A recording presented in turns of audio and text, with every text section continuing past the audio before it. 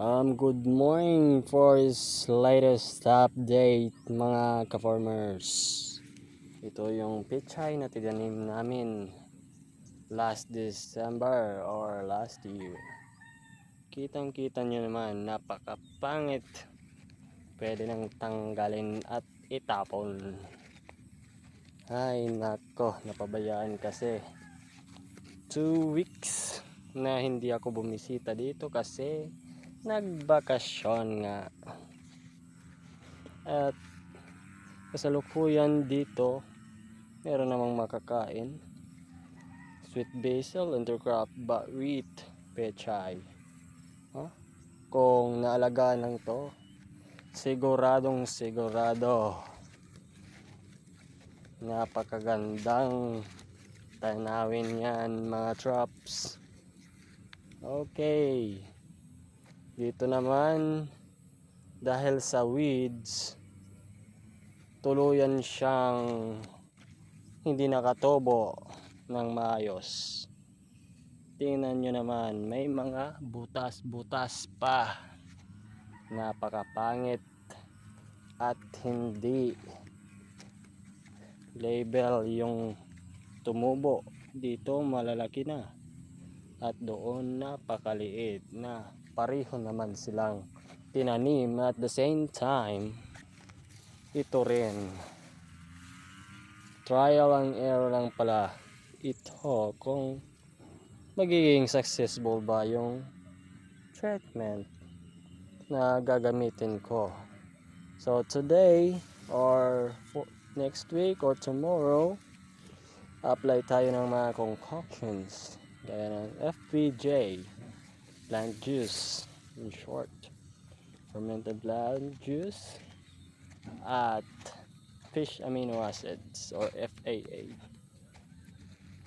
Try natin kung maka-revive, makapa-vigor pa ng pagtubo ng tanim na ito. At ito naman yung tangkong napakapangit kasi kinain ng kambing yung kanyang tangkay, yung shoots niya.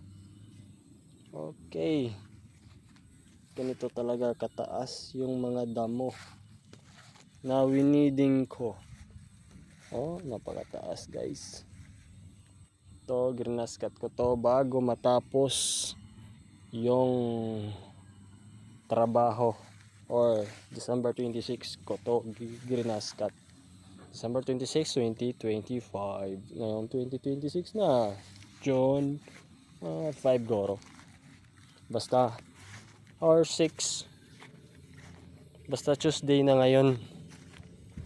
Hindi ko alam kung anong date na kasi wala akong pakialam sa calendar. Then tomorrow dito tayo magtratrabaho sa sa ating kabilang area na pagtataniman. Tingnan nyo naman, napakataas na yung mga damo or weeds dito. Yung sa may amaranth, ito pala yung amaranth red, pwede yang iloto kasi napakaraming sustansya, nutrients na ma-absorb ng tao kung kainin mo yan or i-consume. Ito yung amaranth spinach, hindi labeled o pareho yung tubo niya kasi sa condition talaga niya, sa weather condition or sa nutrients na na-absorb niya. Tingnan nyo naman, napakataas na, marami ng seeds na lumabas. Then katapos dito sa may amaranth area, i-trim ko daw itong shrubs. Then punta tayo sa leeks or spring onion na stunted na kasi tingnan nyo naman yung damo, inagaw yung nutrients na kailangang ma-absorb ng tanim natin. Naniyelo o naninilaw yung kanyang dahon. At dito magra-grass cut din tayo dito sa may area ng tanglad. Ito yung lantana, marigold. Dalawang kulay o variety yung marigold natin. May yellow at orange. At ito naman yung madriagua. Pwede yung itubong o ipakain sa kambing o sa mga alagang hayop mo. Try mo lang. Dito naman tayo sa ating mint. Napakarami ng damo at napakapangit na yung dahon kasi hindi natin na aanihan o nakukuhanan ng kanyang shoots para maglapad yung kanyang dahon at magrabong o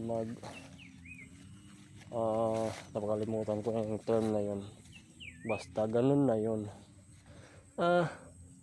Ito pala yung luya natin, mukhang napakalaki na. Soon na-harvest na yan at inaasahang dadami pa yan sa susunod nating videos na ipapakita.